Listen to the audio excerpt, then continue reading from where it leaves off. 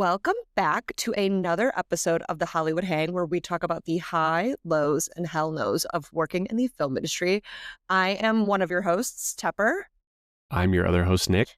And today we are very excited to have Rae joining us, Rae Benjamin. She is a TV and film writer and a proud LA native, which we will be getting into. She finds humor in awkward, uncomfortable situations, things that might not seem funny at first, things you maybe shouldn't laugh at, and ultimately things that have the power to broaden perspectives and empathy. Most recently, she was a co-producer on The Witcher. Well, I'm very excited.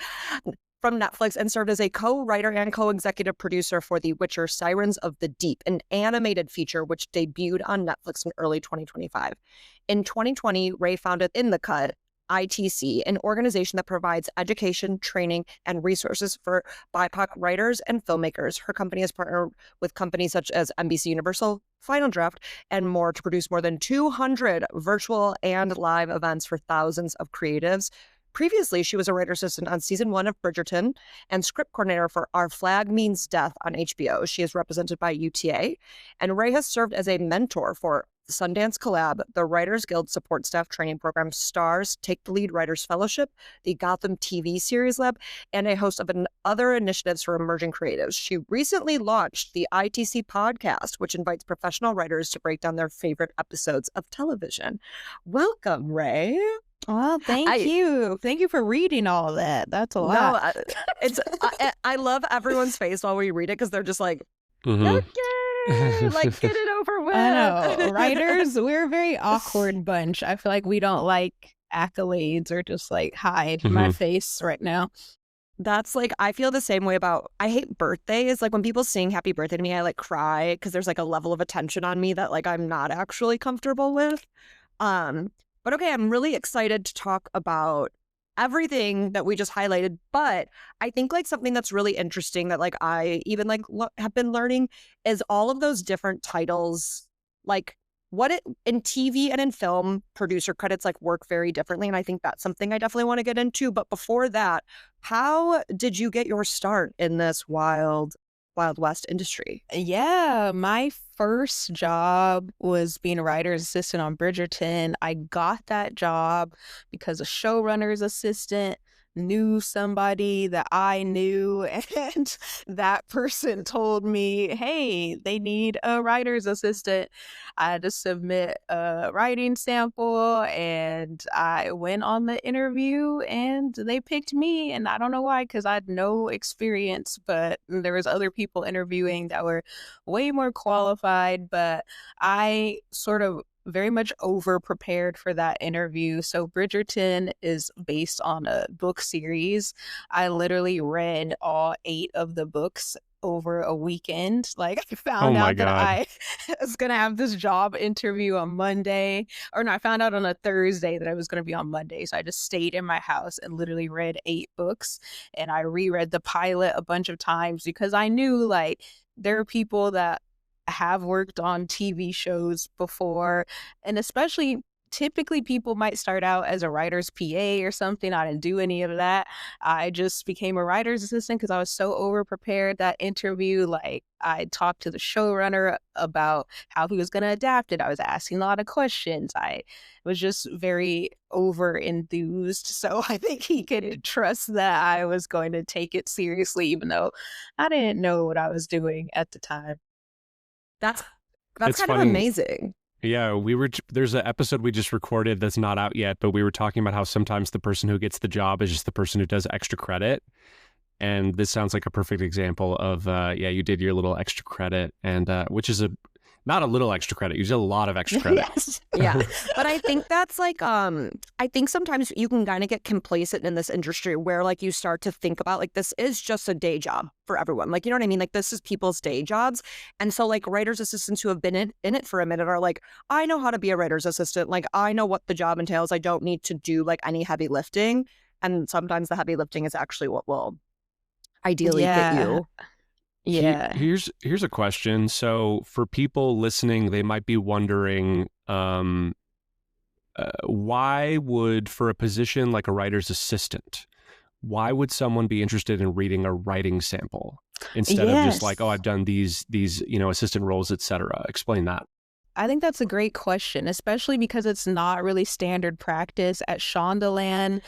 I don't know if they still do this, but at the time they required anyone that was trying to be an assistant to submit a writing sample. And I think that should be wider practice, honestly, because the only reason you're doing this job is to eventually become a writer. Shondaland promotes a lot from within.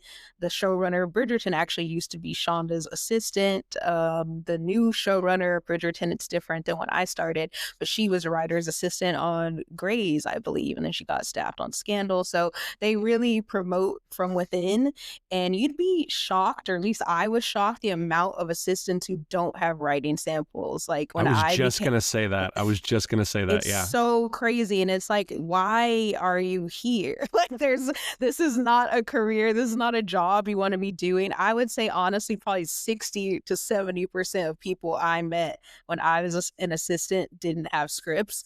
So Shondaland really wanted to make sure they were hiring people that take it seriously so that then they can promote internally. And I honestly think more companies should do that. That's the only assistant job I was ever asked for a sample. Out of the 3 times I was an assistant on 3 different shows. So, but I think people That's should wild. do it. Yeah. Oh my goodness. And did you always know you wanted to work in I feel like, at least from my boyfriend's point of view, growing up in like not in Hollywood, not in LA, he was like, I didn't know this was like a real career path. Yes. Okay. Because it's wild that it's like close, but you're not in it. No, it's 100%. I think like I grew up here, but my family is very normal. Like my family works for the city, the DWP. Like no one in my family was like in the entertainment industry. And I think especially when you grow up here, it's just something that happens over there. And yeah, like I grew up like Hawthorne, Inglewood. I moved to Orange County for a while, so I was not in that side of town that's doing all that stuff. So I honestly didn't know it was a job. I always loved to write. I actually went to an arts high school for creative writing, but Whoa. I thought writing meant like writing books. That's just how my brain was trained. Like, you have to write novels. That's what a writer does. And I never liked writing long format things. I would write short stories. I never wanted to write a novel. And so I thought, well, people don't really want to publish books of short stories unless you're already famous. That's not really a thing. So I just thought, oh, okay, writing's just my hobby and I'll do something else. So I thought I wanted to be a lawyer. That was incredibly boring. So then I became a graphic designer. So I was a graphic designer for a while and I was still just writing. I took a screenwriting elective in college, actually. And so that's where I learned how to format. And I would just write scripts for fun. I didn't really know what to do with them. And I was a graphic designer working at Tom's, a shoe company. And the girl who sat next to me, she actually wanted to be a TV writer. And so we became friends and she's like, oh, you can apply for these writing fellowships. You can become a writer's assistant. Like no one had ever told me this information before. I'm like, oh, okay. Now that I know this, I think I can do this. So I literally quit my job working at Tom's because I just wanted more time to write and I just did freelance design. And that was like in January 2018, I was like, I'm going to have a job in the industry by the end of the year. Had no clue. I was just very focused. And then I started going to events at the WGA. I started meeting people. I got involved in like a mentorship program. I met people. And then, yeah, by October 2018, I was a writer's assistant on Bridgerton. So I think that is a fast track. Yeah. I think I was just focused. I feel like when you're like very focused, I don't mean to be mystical, but I feel like the universe will make its way when you are very intentional about what you want. Well, I feel like I have never even thought about going. I'm really awkward, like in person. Like I would never be brave enough to go to like a WGA like event, I think. And I'm very jealous. I'm so scared of people. Yeah, I'm so scared. I went to a showrunner assistant's like drinks the other night and like I made my friend come with me because I was like, I can't do it alone. Like you're going to have to stay. And I followed her like everywhere. I was like, who are you talking? Like, I'm just going to stand behind you and like wait for people to come talk to you. That's so impressive. Was that Bridgerton? Was that season 1 or was the show Yeah, already going? Oh, so no, you that didn't was even know season how one. like massive it was going to be. No, that's crazy. When the show came out, obviously it was a huge hit, and people would always ask me, "What was it like doing?" I'm like, "It wasn't like anything because we didn't know the show was going to be popular. We're just making a show. Like, I don't know, it was cool, but we weren't. There was no pressure or anything." At that time as well, did you have so like at that point you obviously had an original writing sample because that's what they asked to read, and then did you also have writing samples that were from like episodes from other shows because the fellowships often require those? How do you feel about those? Yes. I don't like writing specs. So my fellowship journey, I applied 1 year and I was like, this is too much work. I'm never doing this again. And I never did. But that's not to It discount is. It's a lot of work. It's so much work. But and I felt for me, it was not the best use of my time because that was sort of the time where they were still requiring specs, but specs had fallen out of favor in the industry. So it's like, I'm writing these specs that I can only use to apply to this thing. Reps don't want Yeah. to read specs. Showrunners don't want to read specs. So why am I pouring all my energy into writing this script that I can't use for any other purpose? I'd rather write a pilot. So Yeah. now That's a lot of also them have confusing. changed. Yeah. This year I did Disney and Warner Brothers, and they were both two originals that they Yes. wanted from you. But I do think that's also so confusing when starting out that like, because feature specs are like originals, but TV specs when you're talking about them are often about That an is episode from confusing. a show that is on TV and not canceled, like not done. They're like, no, you like when they used to ask for those, it used to be like, you need to know that that show is coming back and have a Yeah. fully original episode. And I'm like, I can't write a Grey's original. They have thought of every fake medical experience that's ever happened in the world. So Yeah, like true. I understand the point of the assignment of like you have to be able to write in the voice of the show, but yeah, it just seems like so much work for something that is just a waste of time. And I mean, back in the day, like they would often buy spec episodes, right? But that hasn't been a thing Yeah, it for years and doesn't. years and years. Yeah. Yeah. I Um, think. Yeah. Oh, sorry. Go on. oh no, I was gonna say on Bridgerton, I met a showrunner assistant at that thing, and she said on some of the Shonda shows they have doubles. They have two writers Oh. assistant. Oh, did you guys just have one of everybody? Yeah, we just had It's a one. smaller episode count. Yeah, I could understand maybe the network shows where they're doing 22 Grays, probably when like Scandal and How to Get Away with Murder were on. They probably had that. But our show, we only had a showrunner's assistant, writer's PA, writer's assistant, and we had a researcher, which not all shows have. But Yeah.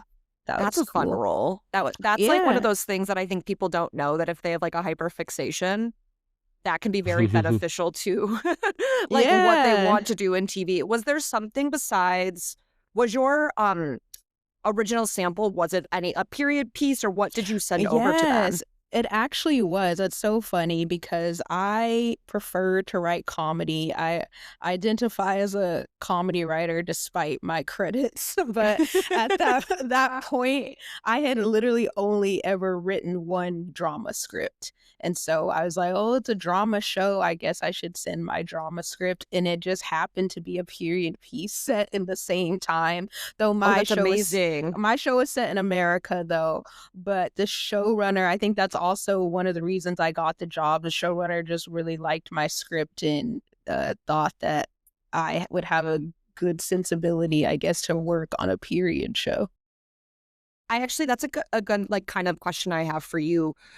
And especially for like new starting art writers, I think a lot of them get scared to write in different genres because they're like, I'm supposed to like market myself as this one thing. But when it comes to these jobs, you kind of want to have the sample of the show. So did you, at that point for your comedies, were you just doing comedies or did you have a few other kinds of samples as well? I've never written like sci-fi. No, yeah, I just had a bunch of comedies and I had that one drama that happened to be a period piece, but I 100% agree with what you're saying because I think it goes a lot against typical wisdom. I know when I first started, people were always telling me, you need to pick comedy or drama. You need to write comedy or drama. And it was very like forced upon me. But even though I prefer to write comedy, I'm capable of writing anything. Like I've staffed on a fantasy show. I've wrote a different period drama that I turned into a audio drama podcast that I Oh, wow. independently made. So I just write. To me, I have ideas, whatever medium it dictates, I'll do that. But that goes against a lot of advice that people will tell you. But I will honestly say the people I know that are consistently staffed all the time write anything, because you're really going to severely limit yourself if you can only write one thing. My friend Lauren literally has been staffed on an animated show, like an HBO premium show, a medical procedural show, like every type of different show, because she has samples that can fit in all these genres. So if there's a job available, she'll just send one of her 10 scripts and then she always has a job.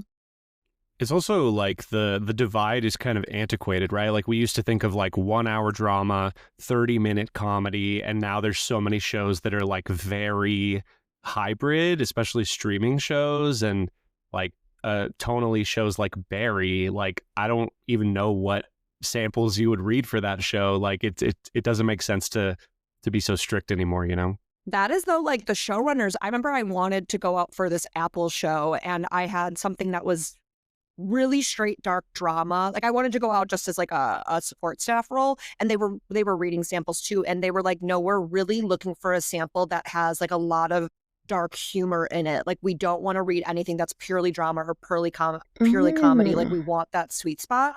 And I was like, oh yeah, I don't have that. Like, which is like just better off to know. Like I appreciate that they were looking for specific people, because then you're hoping also that they are going to hire from within. Staff you, yeah. Yeah. So what happened after you did your writer's assistant job on Bridgerton? Yeah, so one of the writers on Bridgerton recommended me to work on The Witcher. I was a script coordinator the second season.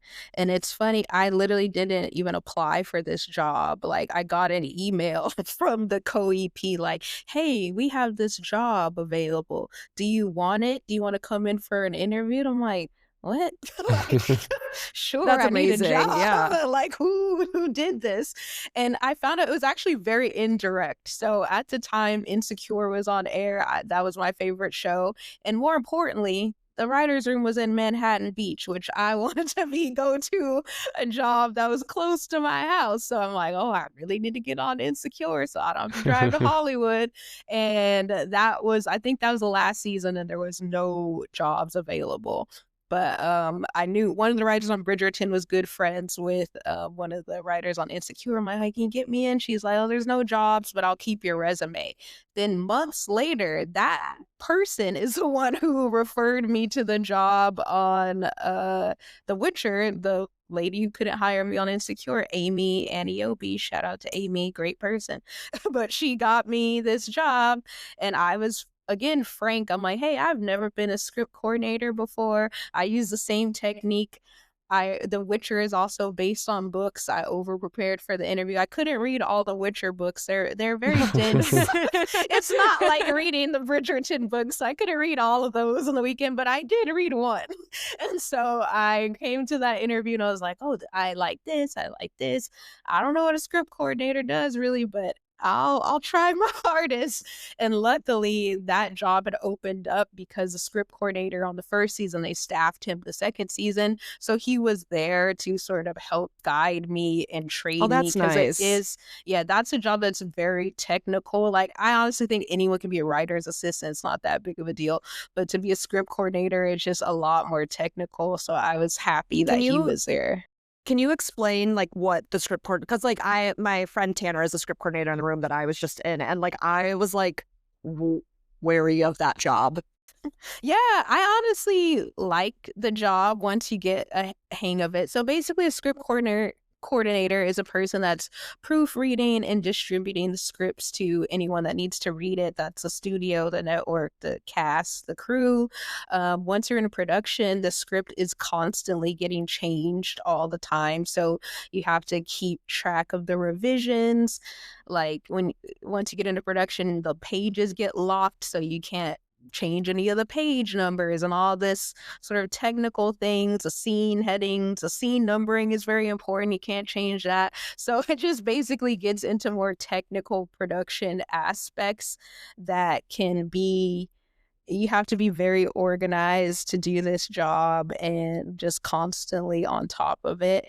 But some people hate it. I honestly liked being a script coordinator more than being a writer's assistant, just because as a writer's assistant in the room, it's really hard to pitch your ideas because you're typing and you can't like think while trying to type at the same time, and you just don't want to miss anything.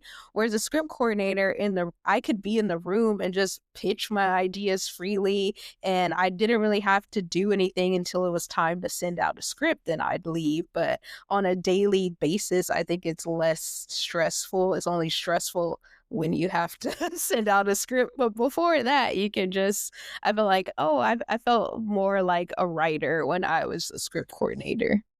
Isn't because it's so technical, like I feel like the script coordinators, at least the ones that I know, have had trouble getting out of that position because so many shows want them to keep doing it because they're really good at it, because it is a very, like, it's not just a role you can throw anyone into. Do you think that's maybe why some people get stuck in it? Yeah, unfortunately, it can be. I'm lucky that I only did it, I would say, 1.5 times because I did it on The Witcher. I kind of did it. There was a Witcher spinoff called Blood Origin, and I did it for a little bit on that, but not that long. And then I did it on Our Flag Means Death, but I actually had to quit that show in the middle because I got staffed on The Witcher and I had to go back to The Witcher. Oh, wow. But I do think that when you're good at something, even a showrunner's assistant, a writer's assistant, a lot of times when you're good at your job, whatever it may be, people want to keep you in that position because it's hard to find competent people. But that's no excuse. Like, I've heard people tell folks, like, just mess up a little bit, don't be too good, mess up occasionally so they won't keep you. I'm like, I don't think that's good Oh my advice. God. I think you should do your job well. But I think just be honest about your ambitions and be selective about who you work for. I think whenever I go for interviews, when I was interviewing as an assistant, I would ask people point blank, like, do you promote people? Like, why can't you ask that? I think you're interviewing people just as much as they're interviewing you. So I literally would only accept opportunities where it seemed like there would be a path for growth. And I think that's why I was able to not be an assistant for 10 years, is because I was selective about that and also had a script. Like I said, a lot of assistants don't have scripts. So both of those That is things so matter. wild. I think it's also just, I mean, I'm thinking back when I was an assistant, same thing. Like I would get, drinks with a lot of assistants. And I think the excuse, and also like I understand it, is like you're so busy as an assistant. But the reality is, kind of going back to the extra credit thing, like I would do a very long day as an assistant, get drinks with another assistant, and then it's like I'm going home, doing a little bit more work, writing my own stuff, maybe watching something. Like everybody is kind of just doing overtime. And so, yeah, like I know people are probably like, well, how am I supposed to find the time to do that? But it's like, I mean, I would also even write on the job sometimes. Like it's, you if you want to be a writer, it's like the paradox of like, if you want to escape it, you have to be writing, but you also need to like keep that job because it's going to get you more opportunities. So it is hard. It's Yeah. totally hard. And I've recommended people have scripts before they even try to become an assistant. And I know a lot of people will not give you that advice, but I give people that advice precisely because of what you said. It's hard to balance. I know personally, like I'm typing all day. I don't want to go home and type some more. Like that's the last thing I want to do. So if you have scripts done before you even try to get the job, then that eliminates that excuse for yourself. That's like also to like the asking if people promote, because I think people are so hungry just to like get their foot in the door. But if your foot's in the wrong door, someone had reached out about a showrunner assistant position being open, and they were like, but I'm gonna forewarn you, historically they do not promote. And I was like, I was like, oh, I don't want that. Like, I was like, maybe if like I was bored and this is a really amazing writer, I was like, maybe like I would be like, oh, I just want to go learn and watch how they run a room. Like that could be really interesting. But I'm like, but I'm ditching it the second something else comes up. Like just because like, and I'm like, what a weird not aura. What a weird thing for people to like preface you about. Like, oh, does not Yes. promote. Like Yeah. icky. That should not even be something you're like proud of revealing. Like, Yeah. Like, yeah, oh, yes. that So then system. Oh, I was I just gonna say the know. system's broken, and my boss Lauren Hisrick, I have to give her a shout out because she promotes, and literally by the end of The Witcher, half the writers on that show were former assistants because that's how much Wow. she would promote That's and amazing. not promote you after 10 years. One season you did a good job, you're a writer the next season, and so she is an incredible person, and more people should act like that because that's how it used to be. Like she was a writer's assistant on the West Wing, I believe, and like that's how it should be. Yeah. And so what was that like in The Witcher? Because then was that season two that Yeah, you were? season 2 I was a script coordinator, and then I got staffs for 3, 4, and 5. Oh, whoa. That was a long run. So you like Yeah. kept that one up. Yeah. Yes. And what was that room like? Because I think that's like one of the things that's so mysterious to people. Like, what is a TV writer's room like? Yeah, honestly, it's such a great experience that I'm sad and frightened to work for someone else because, like I said, my boss is just so great and kind. And unfortunately, that's not everyone's experiences. You know, I have friends who tell me about the horrible showrunners they work for, and that's just, I've never actually worked on a show with a horrible boss. I'm very blessed and lucky, but also intentional. Like I said, I kind of choose not to work for those people, but the experience, it was very fulfilling, rewarding to work in a place where you feel supported. If you make a mistake, it's not the end of the world. No one's gonna yell at you or embarrass you.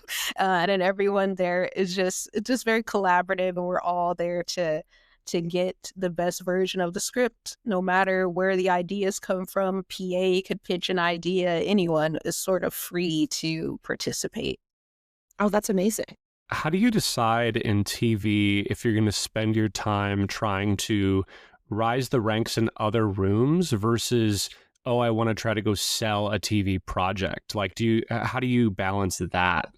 That's a great question. Me personally, I would like to rise through the ranks because especially like even though my title's co-producer on the last season of The Witcher, I've never gotten to produce an episode of my show because we write the show in LA, it shoots in London. Netflix is not paying for every single writer to go to London and produce their show.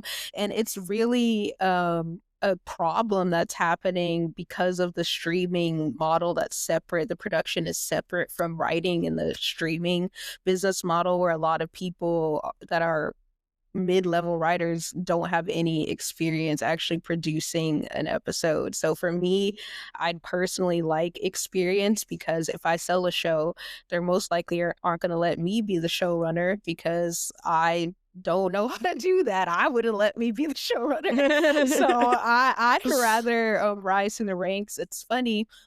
I feel sometimes, at least my previous manager, I felt like he was trying to force me to sell things, even when I was still an assistant, to sell things. And it's possible, but it's like, is that show ever actually going to get made? It's a difference between selling something and something actually getting made, and something actually getting made with you having ownership of it. And just the more experience you have, the more likely it is that you're going to be able to have that say. So my take, I'd like to learn a bit more, but everyone's different. That's actually like why I'm excited about my showrunner assistant position, because like I'm like, oh, I'm gonna get some insight that like if I was just staffed, that I will never know about the production process because of that disconnect. Can you explain the like hierarchy of rising through the ranks in a room? Because I think that's something that people are kind of don't realize, that it's like a regular job with levels. Yeah, so at I guess the entry level would be the support staff. Those are all the assistants. Then you'd rise to be a staff writer, and then a story editor, executive story editor, a co-producer, producer, supervising producer. Then I think it's co-EP and EP, executive producer. So those are all the levels. When you watch the credits of a show, you see all those people. Most of them are just writers. I would say it also depends on the inner room hierarchy. I've worked on shows where, again, the showrunners are pretty much a very flat system. They just wanted to hear the ideas. Whoever had the best idea, just feel free to speak. But some showrunners are very into the hierarchy. Like a friend of mine that was a staff writer, her showrunner told her, like, I don't want you saying anything. Like, you don't know what you're talking about. You're just here to observe and listen, and you're not here to talk. Basically, that was the attitude. Wow. Yeah, so I haven't been That's in wild. that. Yeah, it is, but that's how some people think. I don't think that way, and Yeah. but How did the animated spin-off come up, and how was that working in animation?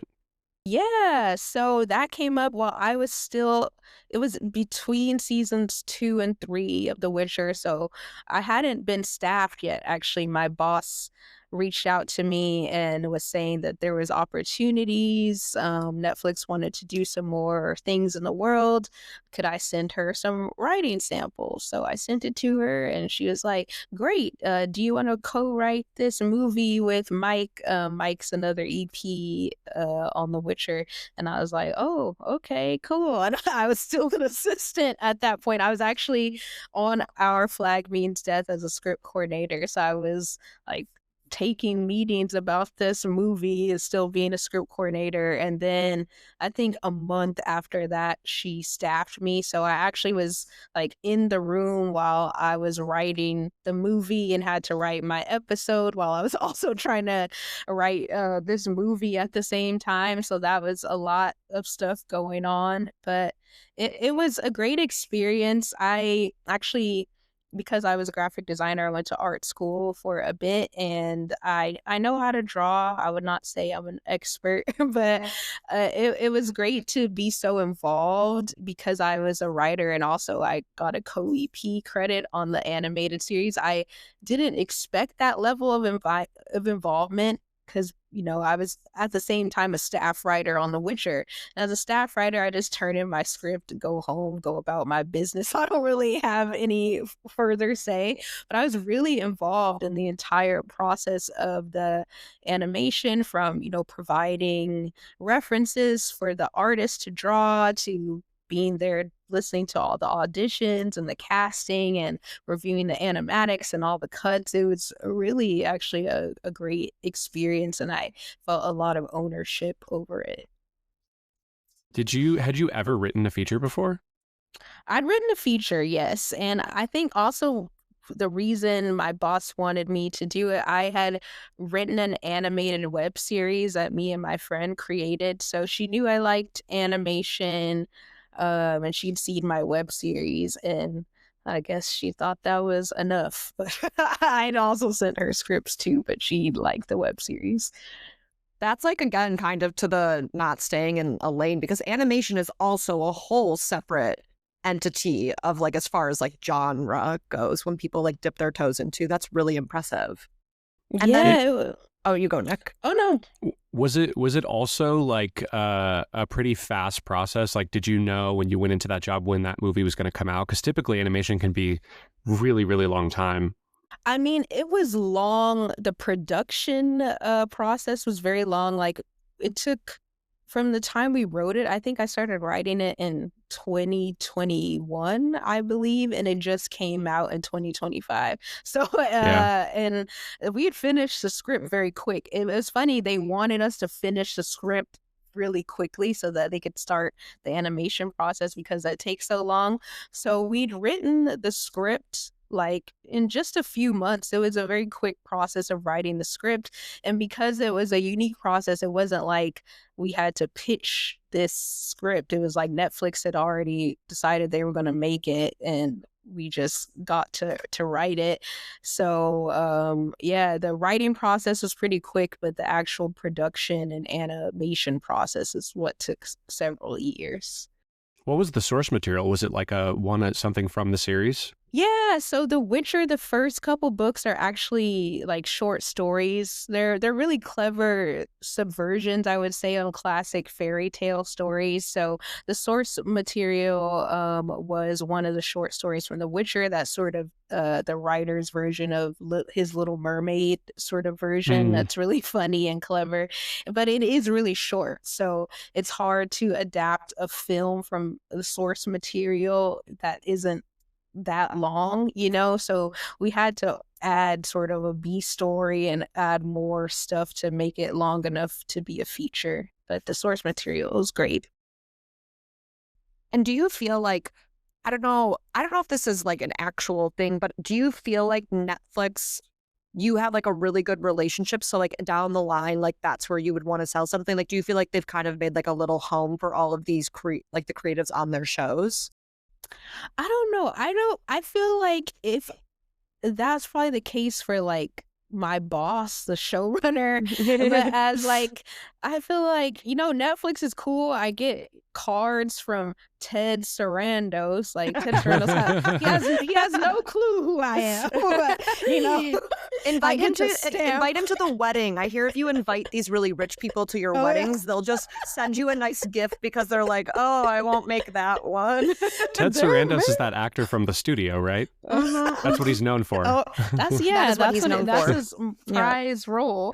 But yeah, they send me gifts. Like I said, I don't know any of these people, but the assistants at Netflix, they're nice. They're on top of their gifting game. Yeah, I would say I personally don't feel that way just because I feel close with the guy who's in charge of animation, Dylan Thomas. He's super cool because I worked closely with him for the feature.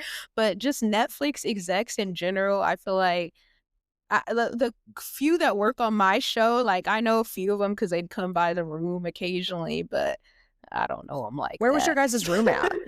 We were, the first 2 seasons was at Raleigh Studios. Got it. A lot of that's where Bridgerton room was as well. A lot of the Netflix stuff was over there. Oh, that was a far drive for you. Yes, that's why I was trying to work in Manhattan Beach, Lisa. It did not happen. Dreams crushed. But and then we were in Encino the last few seasons. Oh my gosh. Also far. So basically when you take a show out, Netflix is not going to get like the heads up sneak preview. Everybody's going to get it at the same time. Yeah. I don't have any like overall deal with Netflix, so no. And I what wish. is that? Yeah, the Netflix. Ted's listening, so don't worry. You'll get an email from Ted. My close friend Ted. Yes. Actually, it's funny. I had a baby, and they sent me a gift for like when my baby was born, and they sent a little teddy bear, and so I named him Teddy Bear Sarandos. Oh my god. Wait. My son loves little Teddy Sarandos. He's actually going to hear that and be like, we've got a TV show, guys. We've got a TV show. That's amazing. So what does like life look like right now? And also congratulations on having a baby. Yes, he'll be 2 in a few weeks, so he's not a baby anymore. But he'll be my baby forever. Yeah. But life right now, it's crazy. I feel like, as you guys know, I'm sure like, the WGA reported the 42% decrease in rooms. So I feel like, I'm part of that 42%. But I'm trying to, do stuff. I started my podcast. I am writing. I wrote a new pilot. I've had actually a bunch of meetings in the past couple weeks. That's amazing. And some more Congrats. lined up. Thank you. So hopefully something goes well with that pilot. But I want to try to just make stuff myself. I've always had an entrepreneurial spirit. Like I said, I made my web series, I made audio drama, and that was already after I'd been staffed. I decided to independently make this audio drama. So I kind of want to just make something and see what happens, you know? I want to dig into that a little deeper, because I feel like we just like skipped way over. Like, we talked about all of these incredible accolades and you rose so quickly, and then you just casually said that. And like, look, I'm in the same position. I think everybody I know is feeling that way about the industry right now, and I think all three of us have obviously taken a great interest in digital and have discovered like, oh, there is something here, and there's very successful people who are like, oh, what's happening with digital? Like, why can't I get in on that? So um talk a little bit about like that moment for you of realizing the shift in, because I know TV has taken, perhaps a bigger shrinkage than, I mean, it's all messed up right now, but talk a little bit about just like how your mental space with all of that as it's Yeah. shifted. Yeah, I just think, post strike, we haven't recovered. I don't think it'll ever recover, just honestly speaking. But I also think that part of the contraction is just a realistic readjustment. Like, if you look at the TV show numbers in the 2006, I believe was the previous strike, there was only around 200 shows on TV. When we went on strike in 2023, there was almost 600 shows on TV.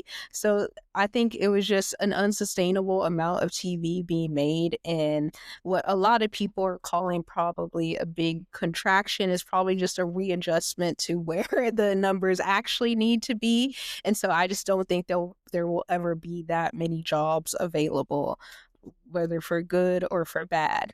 But I also think it's interesting that even though TV is shrinking, we all know network is shrinking, cable, all of those linear models of media, people are consuming content at alarming rates. Like YouTube is the Hmm. biggest, uh, entertainer for people. So I think as people that work in traditional media, that we need to reframe and readjust how we think of distributing ourselves.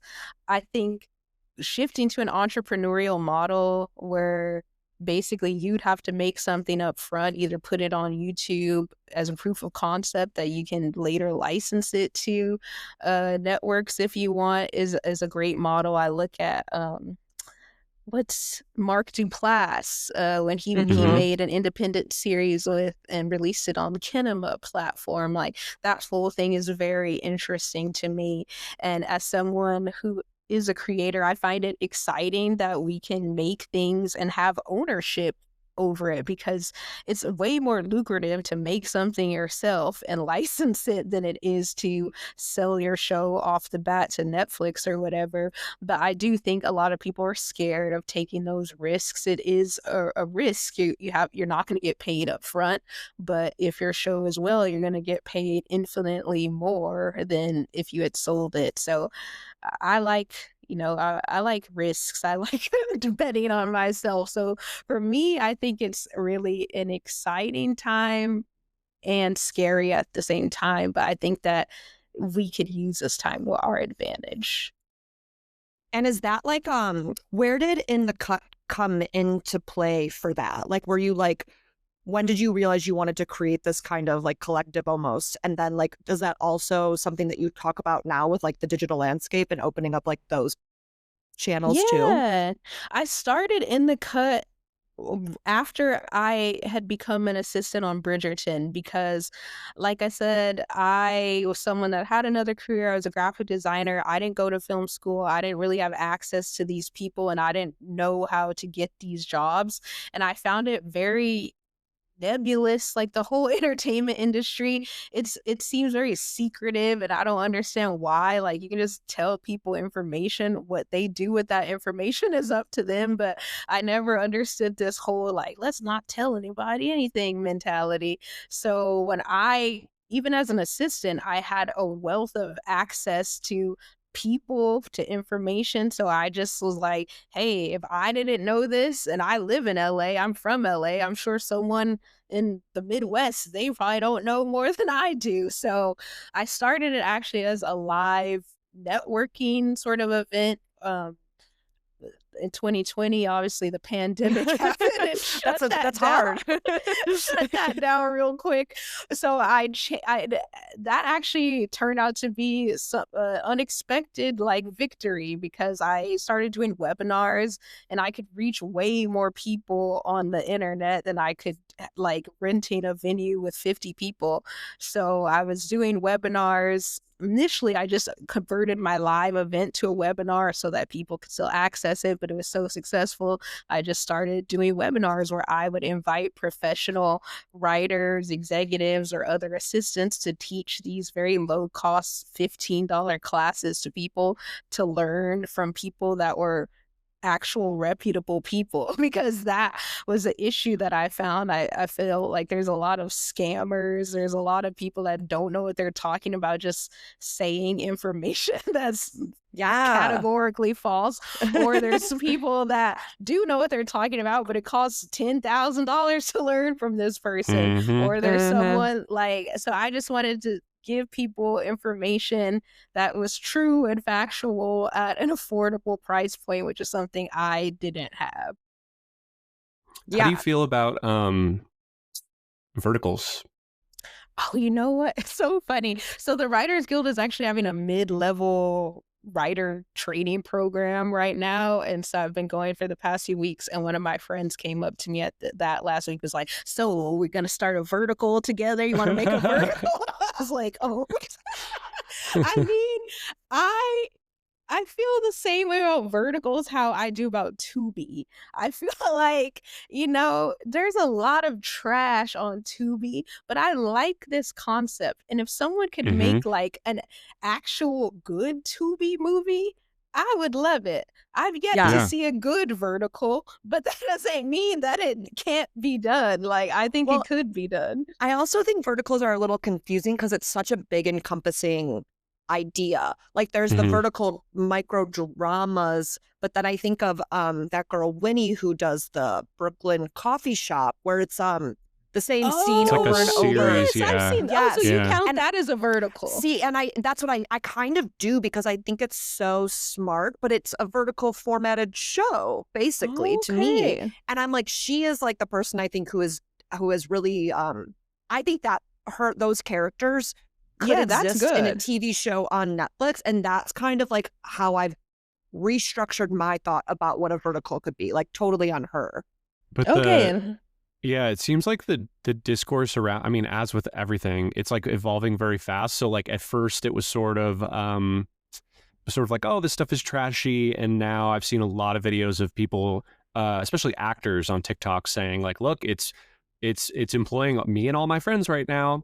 And then it like now like the Ankler and other people are doing pieces about how much money reel shorts in these places are making. And then I just saw the WGA send out an email. Oh yeah, that's like people are asking, and yes, we're covering it, but it said that it has to be a company that's a signatory. And I searched all of the big reel shorts and the companies, and none of them are. So it's like, okay, so clearly they're gonna have to figure this out. And then there's also people saying, never work on those. They're exploiting people because they're paying very little. Yes, but I've heard that. The problem is most people are unemployed, so they are willing to do that. So it's like, I don't know. It's kind of like the thing you were saying where, and I agree with you, Rae. I think the constriction was bound to happen. Like you have a balloon and it popped, and like it's just a correction, honestly, which is unfortunate because you want people to be able to write and do their thing. But then I think this avenue is what's going to allow people to keep writing and keep doing their thing. Just they have to change the way that they've envisioned a show or their idea.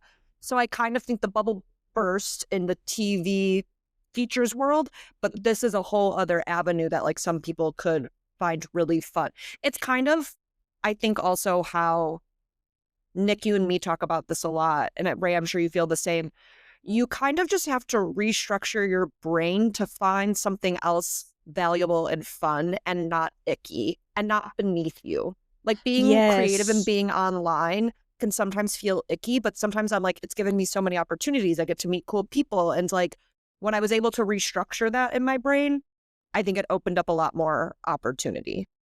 Yeah. And it's also like the money is just being redirected, right? Like the contraction, the money is still out there. The rich people are still rich and the investors are still investing, but it's in real shorts and it's in places like that. And it's also, I feel like, another reason why, I mean, people say this all the time about the podcast about like, oh, you guys are so honest about it. But a lot of people just don't want to talk about these things because then it seems like, oh, that people are going to know that it is hard for me as well, or like I'm not working. But like for a while I was working at, it's not really a vertical thing, but it was like an audio version of that. And of course, at first I was like, oh, like this is beneath me. I'm a screenwriter. And then they had like this writers meetup, like the first week that I joined there. And somebody comes up to me and they're like, oh yeah, you were on the blacklist. You're a screenwriter, right? That guy was on the blacklist. That guy was #1 on the blacklist last year. It was like all the unemployed screenwriters were there, but nobody had like talked about it. And it's like, oh yeah, that is kind of what this moment is right now, of like people don't really want to talk about it, but everybody's out there doing something else, you know? That's crazy. You know what I heard that might be of interest to you both? One of my friends who was a writer on House of Cards, he just wrote, was a consulting producer on a independently funded TV series that was paying at WGA rates, and he had never like experienced that. And basically what they did, this series is about cattle ranchers.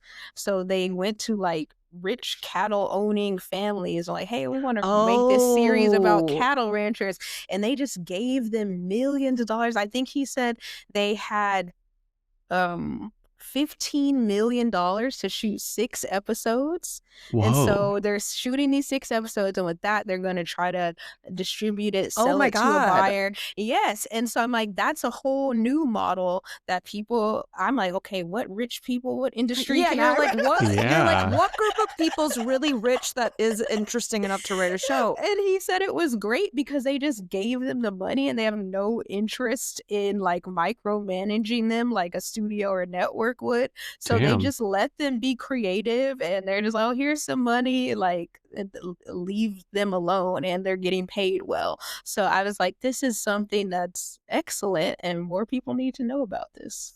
Would that be something that you would be kind of interested in? Because I know you were just saying, like, yeah, for sure. I honestly was thinking, I'm like, okay, I was like, okay, the automotive industry, they probably got some money, and they have so much money. I used to work for car dealerships doing their social media.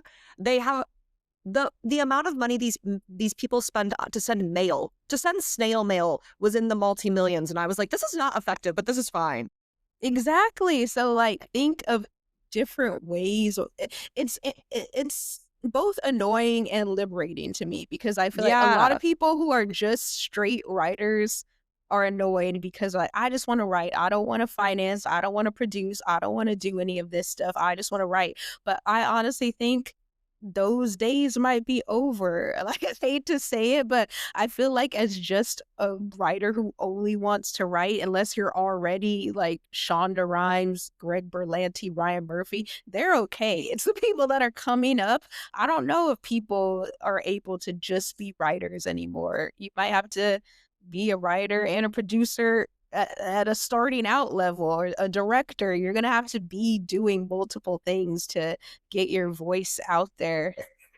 Do you feel like, as someone who is a writer, but also kind of, creates, and how do you find the balance of like plugging yourself and plugging your work as a writer? And do you feel like moving forward, if people want to continue to be writers, that they need to utilize digital to like plug their own brand? Yeah, I used to be anti this. Like, I've never had a Twitter. I know when I first started writing, people was, oh, you need to be on Twitter. You need to be on. I'm like, I think if it's authentic to you, then do it. But I'm not going to force myself. I've never thought anything I have to say is that important for people to constantly be reading it. It's not that important. So for me, it felt forced and I never did it. But I actually did start a TikTok a couple months ago and I like it. For me, talking to people, I don't know, it feels less, I don't know, for some reason someone reading my thoughts feels less feels The more 180 narcissistic. characters. I was like, I Yes. can't fit all these thoughts in 180 characters. It's not Yes. working. So I used to be like, I still lean into this. I feel like I know a lot of writers that have no social media, don't do anything, and that's fine. I think if it's authentic to you, it can only be additive. But I think if you're forcing it, if you're doing it just to get something, then people can see that and it's not going to work for you. So I say, yeah, that's my thoughts. And is your for the podcast, it almost feels like it's the next wave of what your webinars are too, like another intro into that world. Is that how you feel? Is that how you kind of came to the idea for that? I came to the idea, I do a retreat every year. I do a writer's retreat. And one of the exercises at the retreat is we watch a pilot. And then after the pilot, I would like break it down with everyone and we'd go through and talk about why this is a good pilot. And so for several years, people are like, oh, you should start a podcast. And I'm like, nah, I'm good. Like, I just didn't want to. I think there are a lot of excellent podcasts. Yours is a great podcast. I listen to it. And I felt like I didn't want to add more to conversations that were already being had. And so I was like, how can I do something that feels, I guess, different or authentic to me? And I was like, oh, what if I just do this exercise that I do at the retreat? Everyone always finds that enjoyable. So we just turned that into like a podcast format.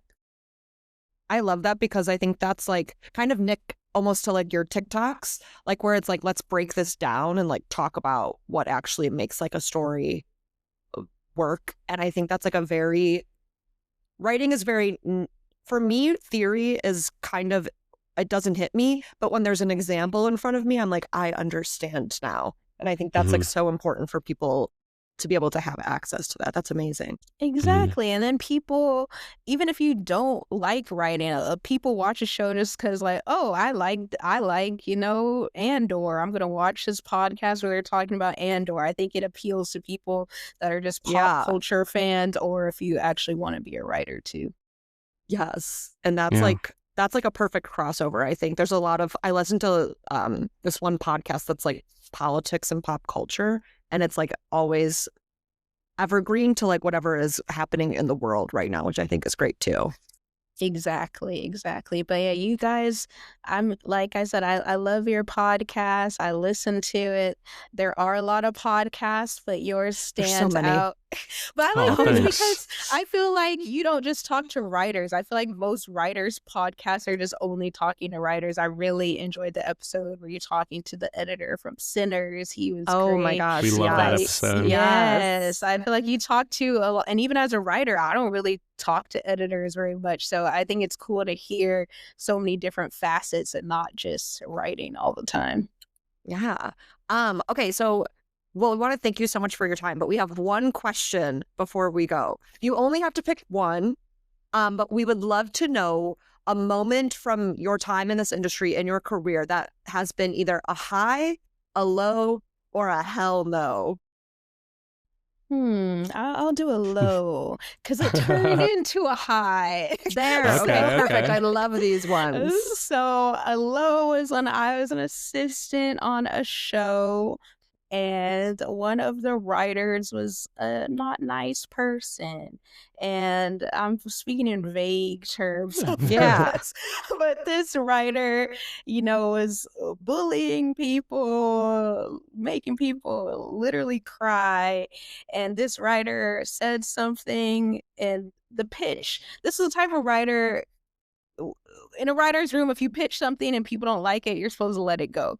This writer did not do that. Just trying to pitch and repitch and saying the same thing over and over till they wear people out.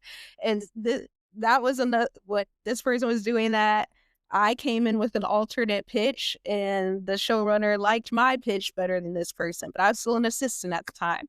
So this Uh-oh. writer went to the showrunner and complained that I should just shut up because I am not a writer on the show. I'm just an assistant and I need to be quiet. So the showrunner talked to me and was like, this writer said this about you, but I like your ideas. I'm just gonna tell you, don't listen to that. Keep doing what you're doing. I just wanted to make you aware of the situation. And so it was sort of disheartening because even though the showrunner said that, I was so scared. Like, this writer is higher than me. I didn't want to step on any toes. And it was disheartening. But fast forward years later, this writer is, unemployed and it probably unemployed for a variety of reasons. Will probably never be employed again because they're a horrible person. So I'm happy. Happy ending. Happy ending. Sometimes it takes years to get your revenge. But I was like, don't be a bad person. Patience. Yeah, don't be that person. That's like such an insecure.